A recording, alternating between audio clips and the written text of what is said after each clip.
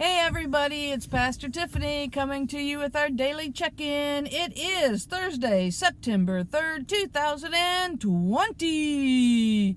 Woohoo! Alrighty, it is another absolutely gorgeous day, a beautiful day that God has given to us.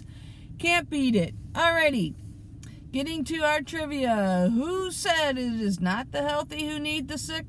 Is not the healthy who need a doctor but the sick? That would be Jesus. Way to go, Gary. Way to go, Eva. Woohoo! Alrighty. Today's question is, who or what are the names of Adam and Eve's sons? What are the names of Adam and Eve's sons? Now, there are two that are kind of everybody knows, but there are actually three. Do you know all three names? Okay. That's our trivia question for today. What are the names of Adam and Eve's sons? All right. Okay, so Sunday, worship in the park. The box lunches have been ordered. We are good to go there. If you forgot to let us know you wanted one, we do have a couple extras. So come on out and join us, and it'll be great. All righty. Then, let's see. Oh, Bed Blitz. Okay, Bed Blitz. Don't forget about the Bed Blitz. We want to make sure that kids in our community, everybody has a bed. And so that what we receive from that is going to go towards the materials needed, the mattress and box springs, the sheets and pillows and blankets and all that, so that there's a complete bed out there. Alrighty. Now, Paul Venter has a great idea. He has invited all of you to bring all of your cans in, your pop cans, your beer cans, whatever kind of cans you have that can be recycled. Bring those kinds of cans in, your pop cans or beer cans in, and they will be taken home every Sunday, so they're not going to build up at the church. And then at the end of the month, he will take them all to be recycled, and whatever we get from that will go to the Bed Blitz. So, bring in your cans. Woohoo! Alrighty. October 6th. Is our Bible study with Wayman AME. That's when we begin it, from 6:15 to 7:15 Tuesday evenings for 5 Tuesdays. Alrighty, trying to think what else is coming up that is close. I don't know what. I think that's all that's close. So, take it away, Charlotte. Welcome back to day 2 as we discover more of the richness of Psalm 23. And how God is helping us right now. So yesterday we talked about how Psalm 23 is really a psalm for living. It's a psalm for life. So let's go ahead and dive in some more, shall we?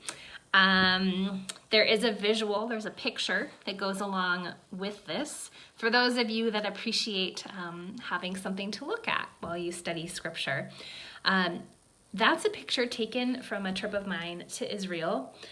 Down in the closest valley, at the very bottom where you probably can't see it, is the road to Jericho from Jerusalem. And this is not the modern highway that you drive with a car. This is the original road that you would have walked.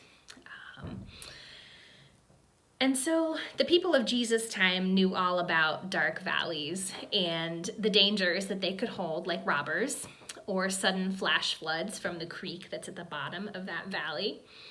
Because the descent from Jerusalem to Jericho is so steep that if it rains in Jerusalem, it might be dry where you are, but all that water is going to come down and that creek could still flood.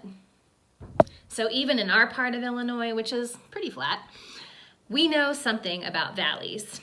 Don't get me wrong, some good things have certainly come out of this time of pandemic and the way that it's changed our lives. Just one example of that. Back in July, my mom drove 14 and a half hours from Virginia just to be able to come and visit me safely.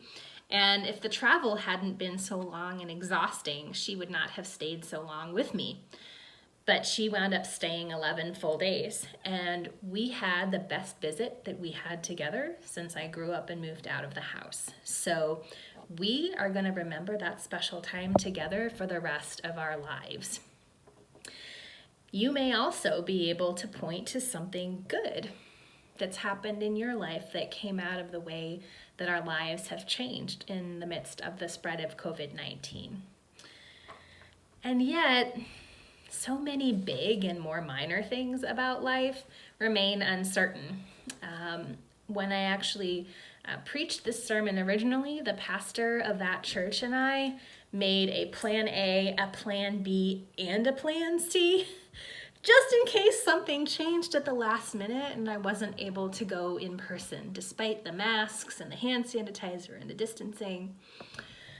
So, in a world where we have to make a plan A, a plan B, and a plan C, what does Psalm 23 say to us about how God is helping us right now? Let's take a closer look. Today, we're just going to look at the first line. The Lord is my shepherd. In the part of the world that we now call Israel and Palestine, in the ancient times before and around Jesus' lifetime, shepherd was often used as a way to talk about royalty. But you see, the people of Israel, they had their blinders off when it came to royalty. They had experienced good kings who died too young and got replaced by terrible kings. They had been conquered and sent into exile and then allowed to come back, but still kind of under foreign rule. Overall, they just knew kings, not reliable.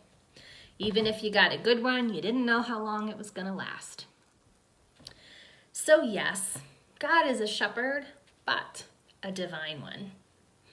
Unlike earthly kings, the psalm writer knows that God will not let them down.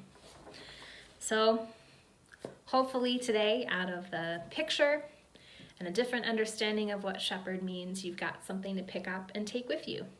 We've got more richness of Psalm 23 to look at tomorrow as we continue to explore how God is helping us right now. Have a great day. Thank you so much, Charlotte. Sure, enjoying what you're doing, and we thank you for doing that. Alrighty, until I see you again tomorrow, may God richly bless you.